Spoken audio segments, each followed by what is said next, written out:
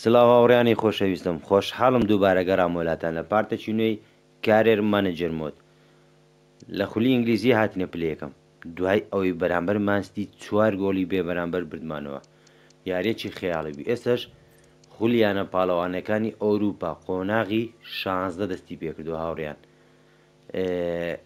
یاریەکەی دۆڕان نەما یعنی چون هاتنە بەرامبەر شتوتگارد یاریمانە یەکەم یاری لەناو شتوتگارد دواتر لە ناو یاریگای ئانفیڵ یەکلایی دەبێتەوە بۆیە دەبێت تەرکی زمان زیاتر بێ چکە تاو قۆناغ یەکلاکەرەوەە لە خولی ئینگلیزیش تا بتوانین دەبێ یاریکان ببینەوە چونکە کەمترین خاڵ لەدەست بدەین ماستی دێتەوە پلەیەکەم بە جیاوازی 2 خاڵ لە پێش ماستیمە دەست پێ دەکەین هاوڕێیان بەڵام پێش ئەوی دەست پێکەین ئەگەر تازم بۆ کەناڵەکە لایک و سابسکرایب لە بیر مەکەن یاڵە با دەست پێکەن یەکەم یاری قۆناغی 16 خولیانە پاڵەوانەکانی ئەوروپا یاریەکی ئاگرین دەبێت با بزانین کۆبارسی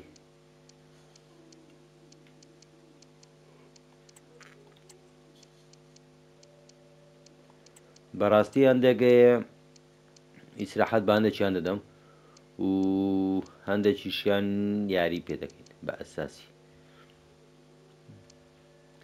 بە ئەو یاریە کێزە سەرێکی بێ یاڵە بابزانین چی پێە لامینە ماڵ ناتوانم جێ سەلاحی داینە بە بورن یاڵە باچین بۆ ناو یاری دڵنیام یاریەکی بەهێز و خۆش دەبێت یاری لە ناو خاچی ئەڵمانیا لە ئەوەندا یاریزانە کوردەکە هاوڕێیان گۆلی لە یارەکەی بەرامبەر ڕیال مەدریدی گۆلی تۆمار کرد ئاگە بە بیرتان بێت ڕسمی ئۆنداویش بە گەورەی شانازیە بۆ کورد یاریزانێکی لەو کولە بێزە و لەو یانە بێزەی وڵاتێکی بێز یاری بکاتن بە شێوی سەرەکیش دەبینی کە چەند ساڵێکە بە تایبەتی 2 ساڵی ئاخیری شتوتگارد یەک لە تیپە باشەکانە کە یاریکردنیان چێژێکی زۆری هەیە یاڵە ئەوەندا بارسمی خۆشی گوتی کوردم نەوەک تورک یاڵە بۆ ناو یاریگای شتوتگارد یاریگایکی خۆش هاوڕێیان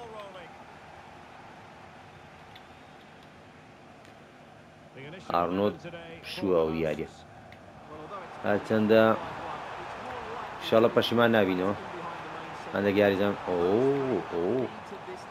وەڵڵا جوانە ئەوە چ دەکەنەوەانە بە نەرمی دێن و شوتێکی بێزەوە کووە تێناگەم ئێستا فەریقێکی باش نیان خراپن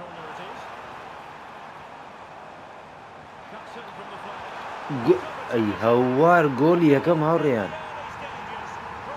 گۆلی یەکەم بۆ شتوتگارد وەڵا یاریەکەمان ئاسامە گر بوو یاڵە لە سەرەتاوە خولیانە پاڵەوانەکانی ئەوروپا جێی سیقە نییە هەندێک جا تیپێکی بێز بۆی خۆی بسەلمێن بۆ یاریزانەکان تۆزێک ناوبانگ پێداکەن شەڕی مان و نەمان دەکەن ئەو شتە هەیە لە یانە پاڵەوانەکانی ئەوروپا هەر بۆیش پێ دەڵێن خولیانە پاڵەوانەکانی ئەوروپا یاڵە کێشە نییە یاڵە سلاح نا ئەی هەوار لە سلاح ئەو گوتمان یارەکە چون هاتنە بۆیە دۆڕاندن و گۆڵ خواردن و شتانەم تعویز دەکرێتەوە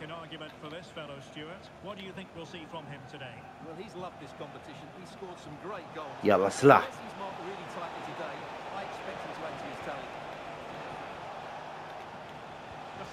ئەی هەوار لە جەمالی جوان جەمال دوێنێ لە خولیانم پاڵەوانەکانی ئەوروپا گۆڵێکی جوانی کرد بەرامبەر شاختار بەڵام گۆڵەکەی ئۆلیسی یاریزانەکەی بایرن بەڕاستی تایبەت بوو لەسەر شێوازی لیۆنەل مێسی کە بە نەرمی دێت و زۆر بە هێواشیش تۆپەکە دەخاتە گۆڵەوە هیوادار مەگەنێتان بینیەوە بیبین گۆڵێکی یەکجار جوان بوو هەتا ئێستا لە شتوتگارمان تو نەکردو کاکە ڕاستی یارەکەی بەرامبەر نیوکاسلیش لە پارتی پێش و کەدام نابوو یاریش یەکجار خراپم پشت ڕام لێ نەبوو ڕاستە بردمەوە هەموو شتێک بردنەوە نییە ئەگە من ئاستەکی باش پێشکەش نەکەم حەزم لە بنەوەکانیشم نییە یاڵە سلاح يلا جول بەرامبەر والله گۆلەمان چوە خۆزگار بەسلە حات بامایشتم کردێ ئەوە چ دەکەوە ئەی هەوار والله لە من خراپ ئەی هەوار والله هاوڕێن ئەوە جیسی خێنین ئەوانە ئەی هەوار بەسە کاکە والله وەچی گوتی با بکەینە جدی یەک ئەی هەوار ئەوە جوانە ئەی هەوار لە کیۆ گۆرس کیۆ گۆرس گۆلت کردبایە کوڕی باش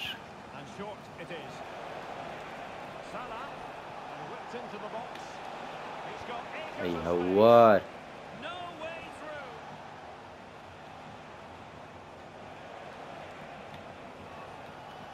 دوورە دوورە لە جەمال تۆپەکە دوور بودنە زۆر خەتەر دەبوو ئەوە چ دەکەوە ڕێمان وەڵڵای پێکەنی نایە یاریزانەکە خۆشی نێزانین چۆن تۆپەکە ئەو هاولێ یاخر چم کرد ئەو تۆپەدانی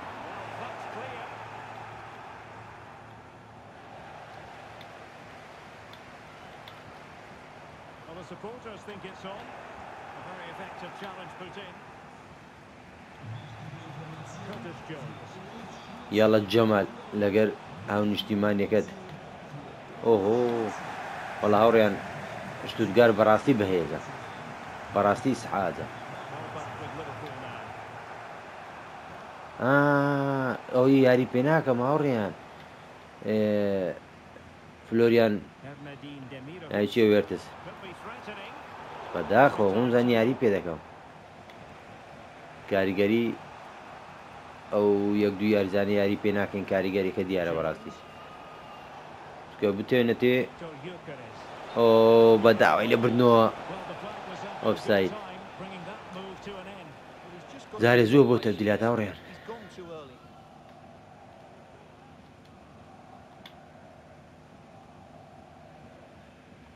Fabian Rieder. Demirovic. And a fine tackle. جوانە یاڵە کێزە خۆت بسەلمێنە کێزە خۆت ئەی هەوار گۆل بە چەند تایبەت دەبوو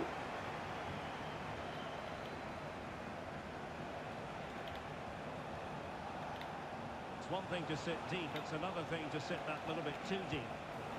ئەی هەوار شوتەکە جوان ناڕۆ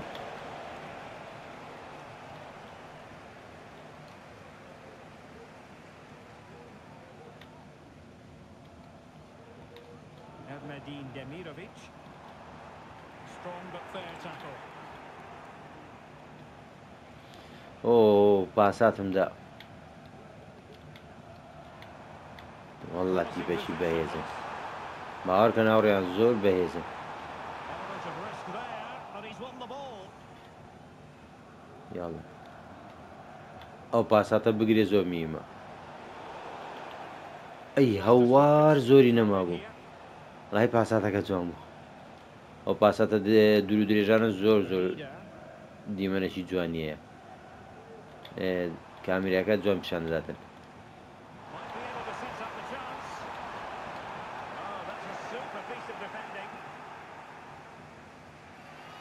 یاڵە بڕۆ ئەی هەوار ئاخی لەحەزە تۆپەکەی لێستاندم کە ویستم پاساتەکەی بدەمەوەجە دەست خۆش ئەی هەوار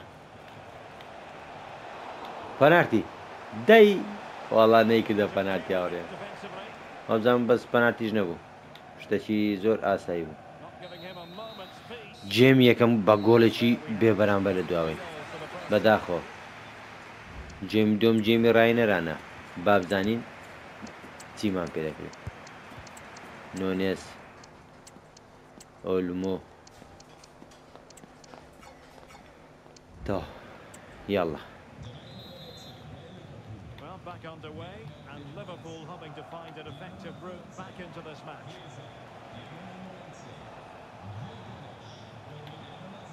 Rodri. ئەرێدا بڕۆ وێرتێس An attack full of promise.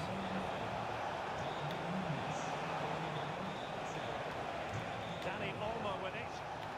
یاڵە سلاح ئەی هەوار لە سلاح Sound goalkeeper. بەڵام هاوڕێیان چێ گۆلچی شتوتگاردا نۆبل یاری گۆلچی بایرن میشن کە ئێستا زۆری پێویستە گەراباوە Magnoman. بەخواستن لێوێندرا گۆلچێکی هەتا بڵێ باشە تەمەنیشی بچووکە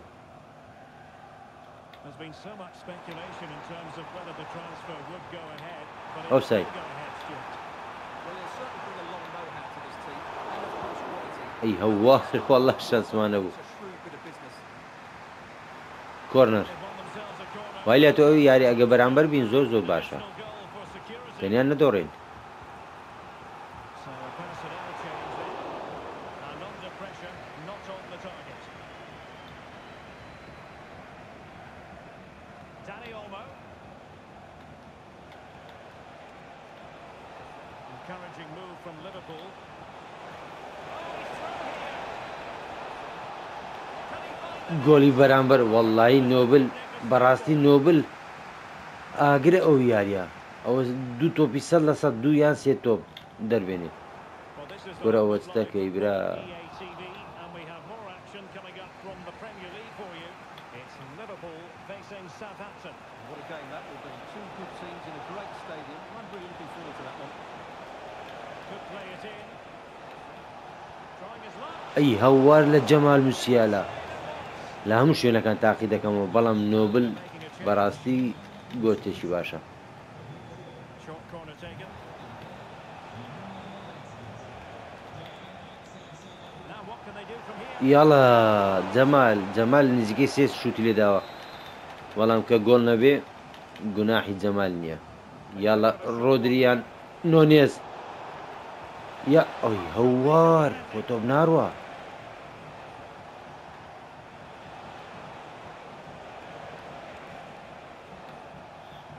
Salah. یاڵە ئەی هەوار لە نۆبل The ball away. ئێ وەڵڵا تۆم ناچێتە گۆل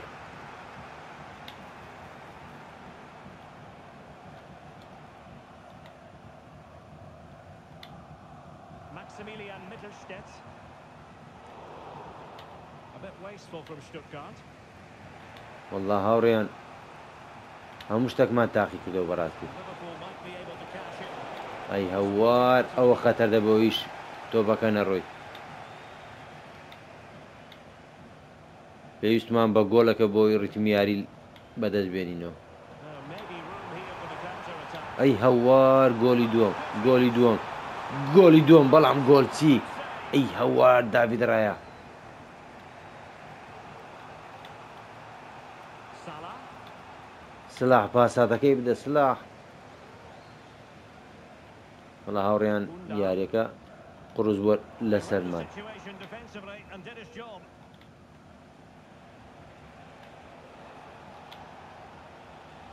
Danny Olmo. Salah. ئەی هەوار لە سلاح کەینی ئەو هەموو غەڵەتی کردیان Good idea.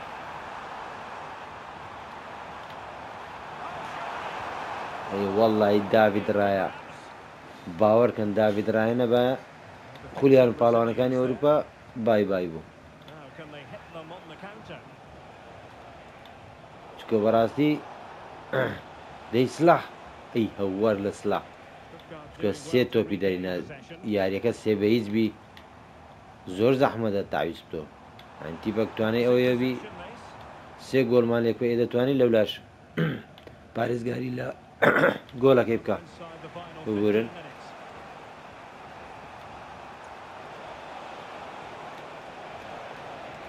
ئەی هەوار ویستم گۆڵەکە تاکید بی Demirovic. وەڵا هاوڕێیان یاریەکە قڕز بووە The ball with Rodri. بەڵام جەمال ئەی هاوار تۆم ناچێتە گۆل ئێ وەڵڵا نازان بەوەی زیاتر چ بکەم گوناحە یعنی بەلای کەمی من هەش محاولەی 100% کردیە ئەخی یاریەکی شار ئەوەندەیە Options in the middle. ئەی دەست خۆش کۆ ناتێ ێ وەڵی هاوڕێیان بەلای کەم دەبا ئێستا گۆلە چیش لە پێش بووی دەمشە ئەی هەوار وێرتس خۆی دەقەنیە وەڵا یارەکە قورسە تازە هەر گۆلی دۆم نەخۆین بۆی بتوانین یاری داهاتووی ناو یارگای خۆمان یاڵە سلاح ئەی ئافرین سلاح ئەی هەلۆ تۆ بێر نەگرت ئەی خۆمان تاوەتەوە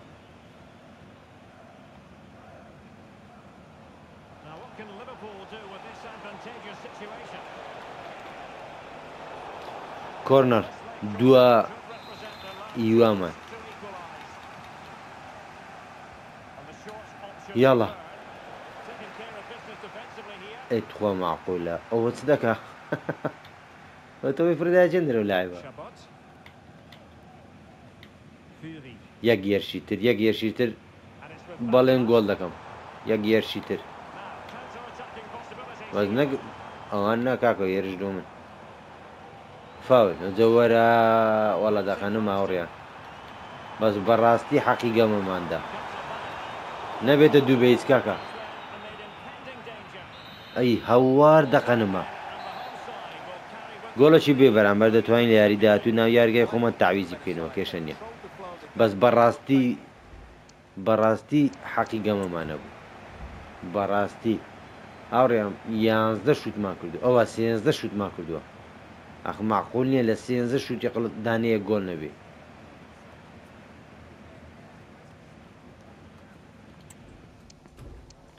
کێشە نییە مانستی بەرامبەر ئەت کۆمەدی دیش بردبوویەوە یاری ئەو جارە بەرامبەر خراپترین تیپی خولی ئینگلیزیە بەرامبەر ساوثهامپتون 20ەمە ئێمەش یەکەمین دەرفەتێکی باشمانە پێشە بۆی یاریەکە ببینەوە تااقەتی تەمرینمان نییە کاکە کوبارسی یاریەک یاریم پێکردی تر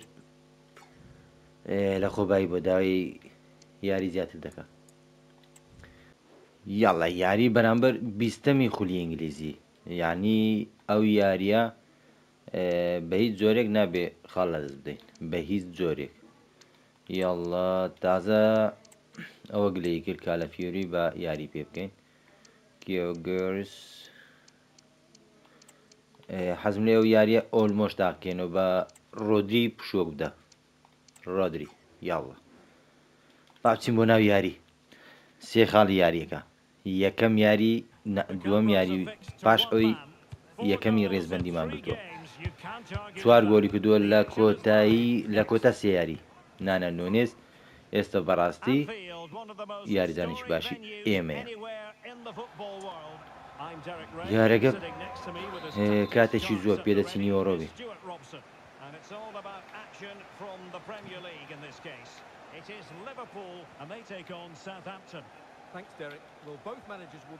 ئەوجە تیپانە 20ەمی ڕێزبەندیە یعنی ئێستا دەکرێت بڵێن ئاسانترین یاری ئەم وەرزە بەڵام هیچ جێی سیقەنینە خولی ئینگلیزی جێی سیقە نییە گۆڵ نەکەی گۆڵ دەخۆی ئەوە نییەوە تیپە 20ەمە چەندەمە ئەی هەوار تۆپەکەم داوە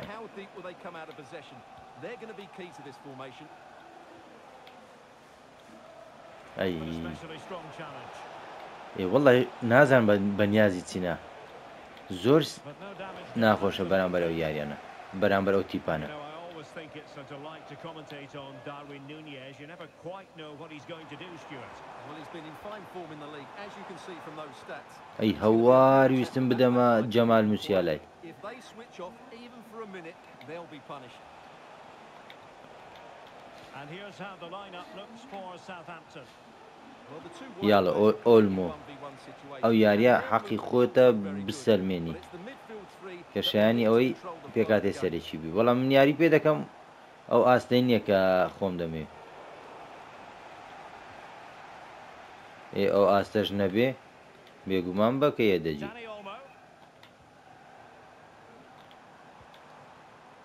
Darwin Núñez. It's opening up for them. ئەی هەوار It away. یەک تۆز دوور بوو لە دانی ئۆلمۆ.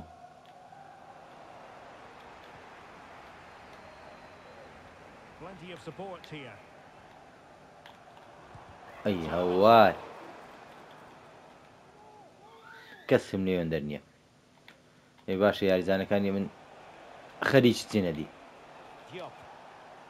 یاڵە کالە فیۆری داوای یاری دەکەی و خۆت بسەلمێنە چکە شوێنی تۆ یان کۆناتەیە یان ئەرە خۆیە یاخود لە تاکانی شوێنی داوی زیاری دەکەی هەرسێک Determined defending. ئاستی خەیاڵی پێشکەش دەکەم بەڕاستی پێ بدە هەڵاوزام یاریزانی چیان موسا بوو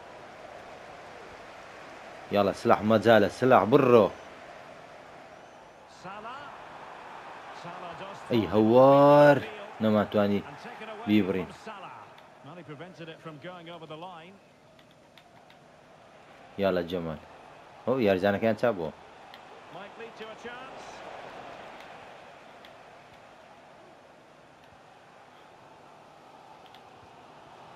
Dani Olmo. Nunez. Oh, good vision. ئای هەوار لە ئۆفسایدە ناخۆشەی یاڵە سلاح کاتی خۆتە لە مێژە گۆڵی جوانە نەکردو سلاح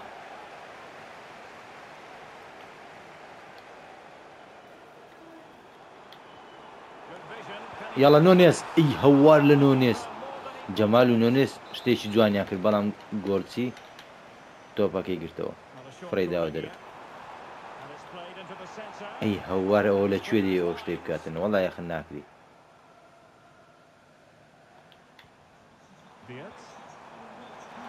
نۆنێس ئەڵڵا لە نۆنێس بژی داری نۆنێس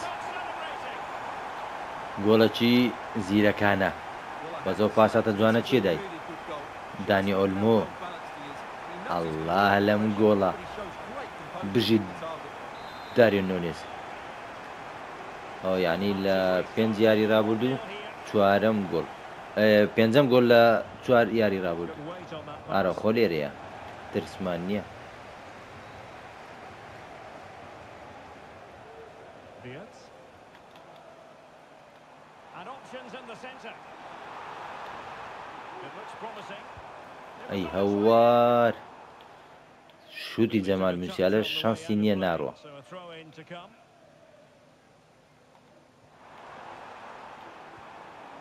Decent position. یاڵە سلاح لە مێژە گۆلت نەکردە سلاح Round to ئەی push هەوار on لەو the finger. شوتە جوانی سلاح Walker Peters.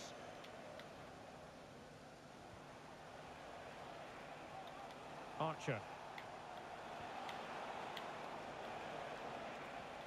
ئەی هەوار ئەڕەخۆ محاولەی زۆر کرد تۆپەکە قەتاکە بەڵام یاریزانەکە زیرەکتر بوو Well, timed his يلا. challenge magnificently. ئارنۆت تۆبی قەتا کرد ئاخی زەمانە Chance for Liverpool to use width to good effect. نۆنێز ئەی هەوار لە نۆنێز ئۆفسایی Offside. محاولەی جوانی کرد بەڵام شوێنەکەی تۆزەکی سەعات بوو بۆ گۆڵ جوانیشی لێت ئەوە وەڵڵا ئافرینەوە دیفاعی لە سلاح کرد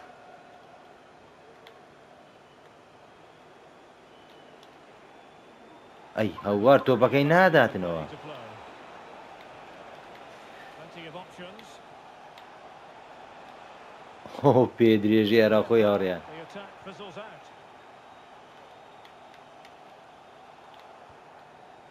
Dani Olmo. Beards. Dani Olmo with it. Well, Liverpool. پاساتەکەی نەدا هەتا لیستان زۆر تاخیری کرد ئەوش خەتایەکە ئی منە یاریزانەکە نییە Ryan Manning. ئەم درەنگ پاساتم داگرت ئەرێەوە چی ئەوانە وەڵا ئەی هەوار دوور بوو شوتەکە دوور بوو Keeping there. دەبێت تۆزەک بچمە پێشەوە Use this corner to. هادیاندا یاریزانەکانیان ڕاوەستان They take it short. Cross could be useful. ئەیاڵە نۆنێت Struggle to get it away properly. دێ کۆناتێ گۆل یەکەم ئەی هەوار کۆناتی یەکەم گۆلی خۆی کردبە جوان بوو The danger. Corner awarded to Liverpool. یاڵە نۆنێس دوورە Half-hearted clearance. ئارە خۆ خۆ تاقیکەوە ئەی هەوار دیفاعەکانم فێر بنە شوت دەکەن ئەرێ دە پاسات دەکاکە ئەوم دەقی بۆ دەکوژی. On the ball, Diop. Archer. And 1 minute of stoppage time has been Aha. added on. مەمنونین. ئەی وەڵا تۆپەکەماندانەوە بەس And that brings کات the نەما result جێم to a یەکەم stop تەوا بوو. here at Anfield. گۆڵەکی بێ بەرامبەر ببوورە ناوڕێن گۆڵێک جێسیقەن یاوڕێن Is this the second half underway? مەجای ئەوەش نمایە بەڕاستی But far from being done and dusted. خاڵ لە دەست بدەین. یاڵە نۆنیەس نۆنیەس Aware of the threat, solving the problem.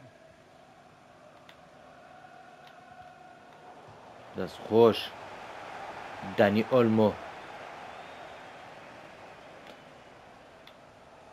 ئایسە دێتەوە چم Diop. Now this looks really productive. What can they do from this position? Oh, tremendous بژی ball. ئۆلاوزەم ئۆلمۆ Now they've decided ئۆلمۆ to بۆ make a بجام لە change. یارزانەکەی خۆمایندا بەڵام ئەو هەوڵەوەی کرد تۆپەکە Oh, that's not a good بچێتە clearance. کۆرنەر بەر یارزانێکی خۆمان بکەی Decides to shoot. ئەی هەوار محاولە دەکەن Top-notch goalkeeping, you've got to say.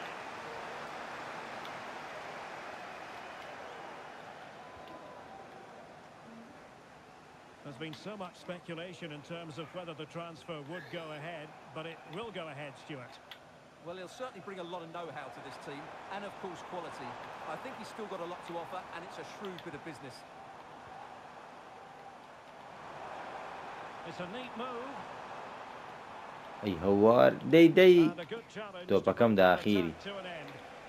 Now perhaps they can counter from here. But nothing comes of it.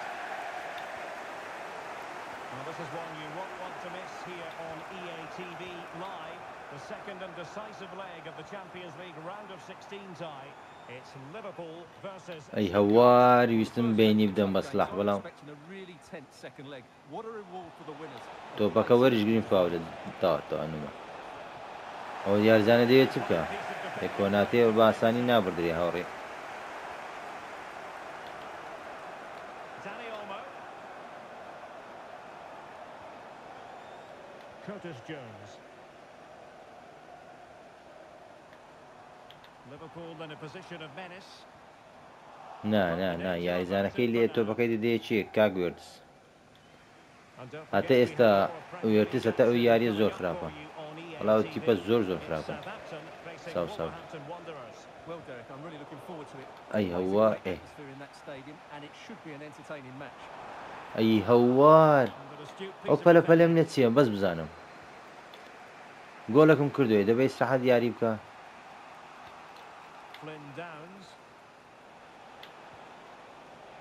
Sulemana. Decent progress with the ball at his feet. ئەوستەکەوە He might yet think ها ئێستا گۆڵەکم لێ دەکەن for someone to play it to. And fine goalkeeping. ئەوە دەڵێ پەنا دیوار دێن تب ڕادەوەشێنن Who's going to get on the end of it? یاڵا ئەی دەست خۆش گۆرتی It was always going to be that way. کەسی لێ نییە کەسی لێ نییە Ronald Araujo. Salah. Trent Alexander-Arnold. Curtis Jones. Now with Alexander-Arnold.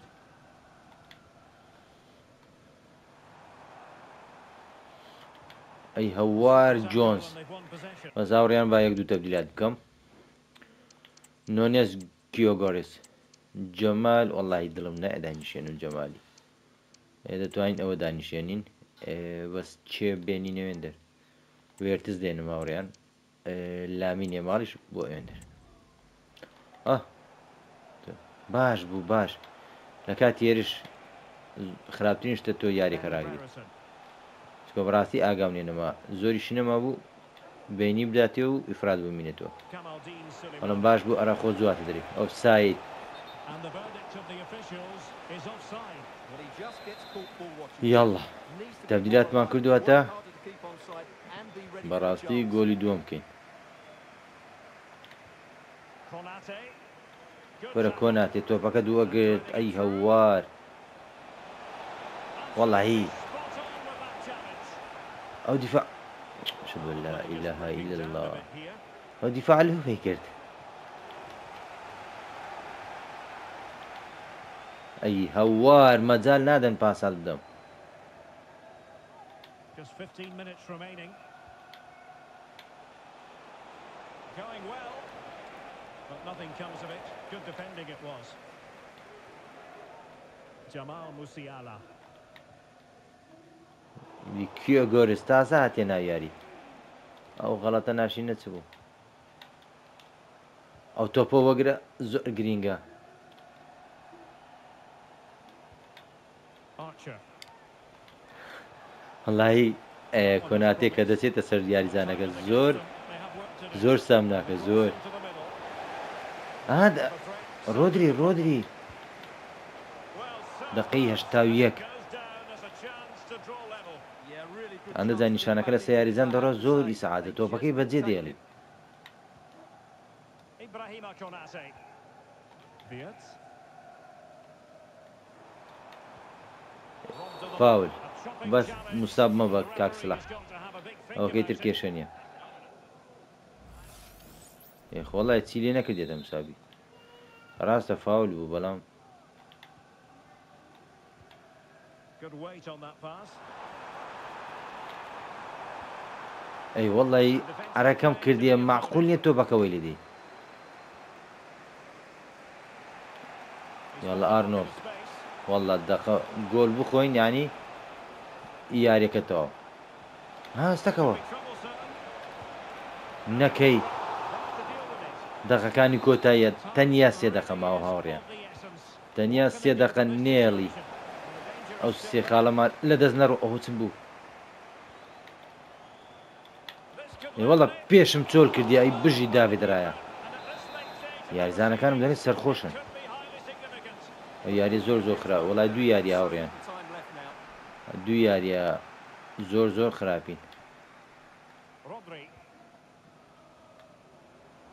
ئەی دەستخۆش چەند باسانی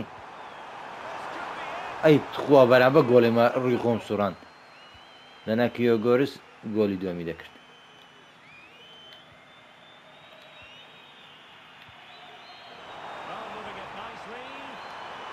گۆلی دووەم ئەی هەوار گۆلی دووەم ئەی هەوار تۆ بناچێتە گۆل شانسی جەمالی تۆ بناو گۆلەیە گۆرچیچی پێ ناکەوێت شانسی جەمال تۆپەکە بە یاریزان دەکەوێت. وەڵا هاوڕێیان یاریەکە خلاص گۆلمان کرد باشتر گۆلیشمان نەکرد.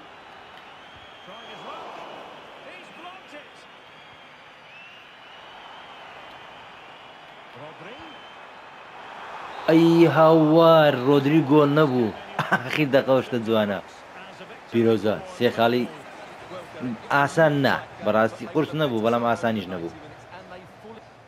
جا با بزانین ڕکابەرەکانمان چیان کردووە تێدانە. دووبارە خولیانە پاڵەوانەکانی ئەوروپا دوای سێ ڕۆژی تر یاریمان بەرامبەر شتوتگارت یاریەکەمە دۆڕاند هاوڕێیان دەبێ بە جیاوازی دوو گۆل یاریەکە ببینەوە بۆی بتوانین سەرکەوین بۆ قۆناغی هەشتەم خولیانە پاڵەوانەکانی ئەوروپا. بابزانین ئەنجامەکانی دیت دۆرتمۆن لەگە میلان دووبێک دۆڕا بوو ڕیال مەدرید دوو بەیز لە بۆلۆنیا برتۆ لیڤەرکوزن و جیرۆنا ئەوە چییە ئەو ڕیال مەدرید 5-2 بەسەرکەت دۆرتمۆن سقوت بوو 3-2 بە جیاوازیەر دوو یاری لیڤەرکۆزن بەسەرکەوتەوە بەشۆنە 5-1 بەرامبەر ئەستەن ڤیلا بەسەرکەوتووە. باز یەک دەق ئەوە چمان کرد لە خولیش ئەو جیاوازیەکە زۆر بوو هاوڕێیان 59 خاڵ بە 64 ئەی هاوار مانستی لەگەر نۆتینگام فۆرست هاوڕێیان ئەگە بە بیرتان بێ لە پارتی پێش و دوای ئەو لە مانستیم بردەوە وتم جیاوازیەکە 4 گۆڵە مانستی یاری داهاتوو کاریگاری لەسەر دەبێ ئەوە تا دووبێک بەرامبەر نۆتینگام فۆرست دۆڕایە. ئەی هاوار جیاوازیەکە 5 خاڵە یعنی بە ڕێژەیەکی یەکجار زۆر خولی پریمەلیگ دەبین ئینشاءڵڵە. بەڵام ئەوڕێم پارتەکە بالەوەی درێژتر نەبێت و ئینشاڵڵە پارتی داهاتوو دێمۆلاتان تاو کاتی وای خۆشی بۆمتان دەخوازم تا پارتی داهاتوو دێمۆلاتان خواتان لەگەڵ.